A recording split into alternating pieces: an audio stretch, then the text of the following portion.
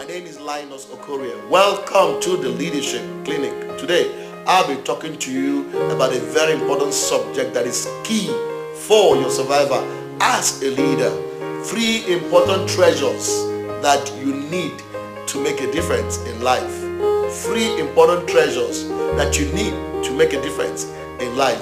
You know, the truth of the matter is that there are things that you need to be able to succeed as a leader. The first of them all is keeping a journal. Do you know that as a leader, around the world, that is making a lot of difference and contribution to your society? You must start writing and documenting your experiences on a daily basis. The more experiences that you have on a daily basis that you put on paper, in a particular document that can be saved for posterity, is very, very key as a leader, because at the heart of that documentation is a sense of evaluation.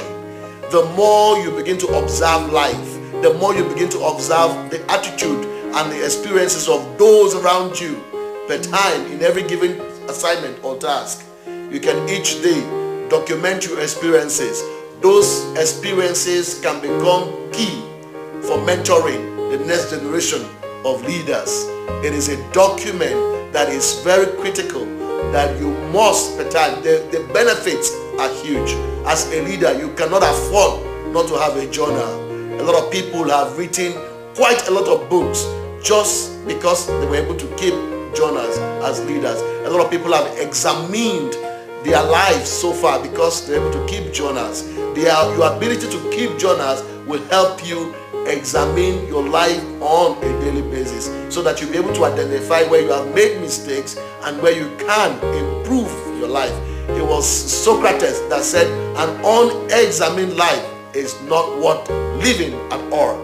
The second element of what you must ensure that you keep as a treasure is keep a library.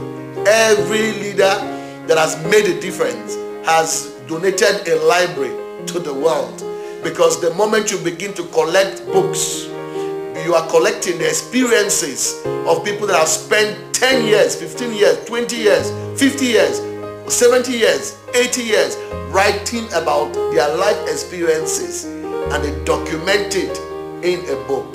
And you are able to collect those books and put in your library.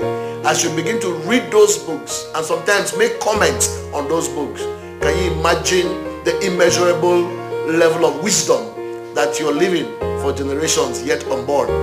And one of the things that I've learned how to do right from my early days in life is to keep the library wherever I find myself, whether it's in the office or at home, so that at every point in time I can take a stroll in the middle of the night to go and chat with leaders of thoughts that might even know more, that might even have gone. They are no longer, but their legacies are still today. So I can interact with those books and make decisions on how my mind can be better. Do you know that there are young people that are looking up to you? The best gift that you can give them sometimes is just a particular responsibility to just walk into your library and understudy you while you're using library. That makes a whole lot of difference.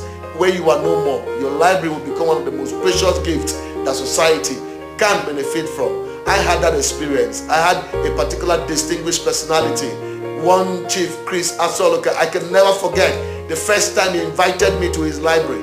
As I walked into his library, I got into that library. I fell in love with books. I fell in love with the quality of the materials that were in that library. And I decided to sleep in the library most times in order to catch up with some ideas. And most of the ideas that I caught up within that library has helped me to reestablish my own libraries, and at the same time helped me to shape most of my mentees and thoughts on society.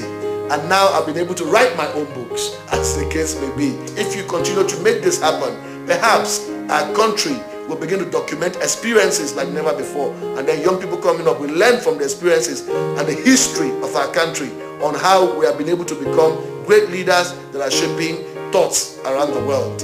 Ladies and gentlemen, great people of Nigeria, I would like to say that remember, if a man does not have a purpose in waking up, sleeping becomes interesting.